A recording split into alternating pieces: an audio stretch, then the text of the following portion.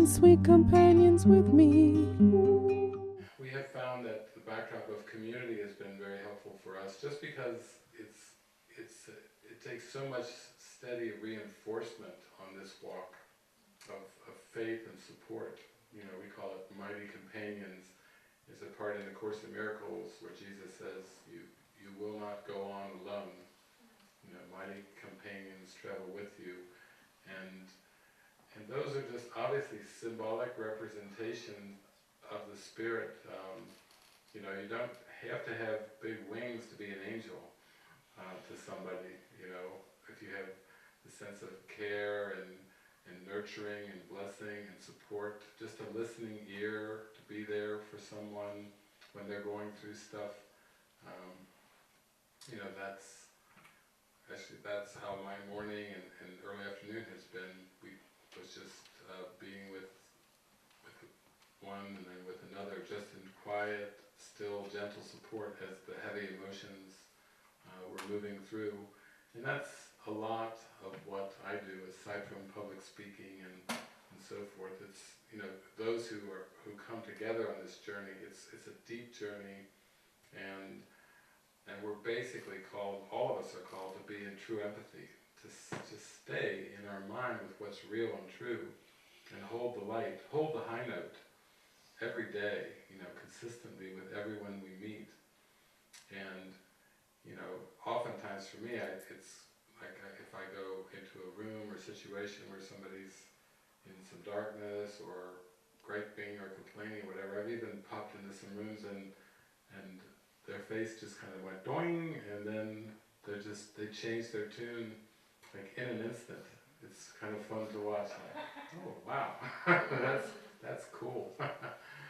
Because it's like a vibe, you know, people can feel the joy and happiness and are attracted to that. Really, that's what they're calling for when they are hurting.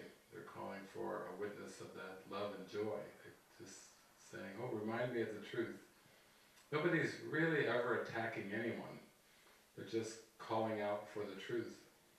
Sometimes even quite desperately, you know, please remind me that this mask is not who I am. This thought, this grievance, you know, is not who I am.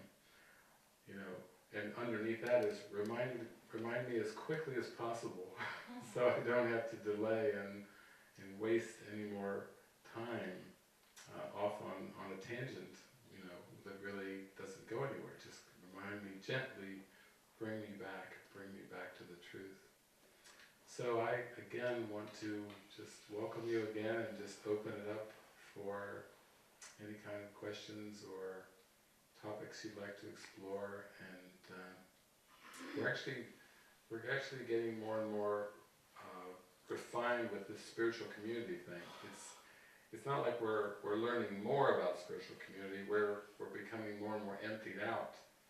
And the more we actually allow the Holy Spirit to use relationship and use spiritual community as symbols for clearing our mind, you know, we become rapidly clueless about the world, rapidly trusting, you know, that everything will be given without trying to figure anything out, plan things, put concern to things. You know, typically a day will flow along where it's just, we'll have these little orchestrated little meetings and holy encounters of this deep nature, and in the flow of these little holy encounters you can smile because you can feel like, I've got your back, everything is taken care of.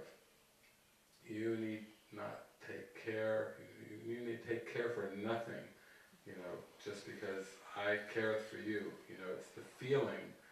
It's a cool way to live, to be able to flow through the day, just feeling like you're being handed off all throughout the day, and everything is completely taken care of. That you don't have to get off into any kind of gyrations about complicated problems.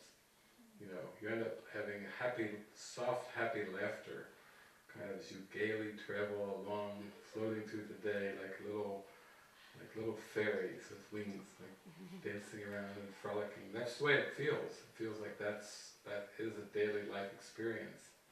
And there's not the heaviness that was associated with the human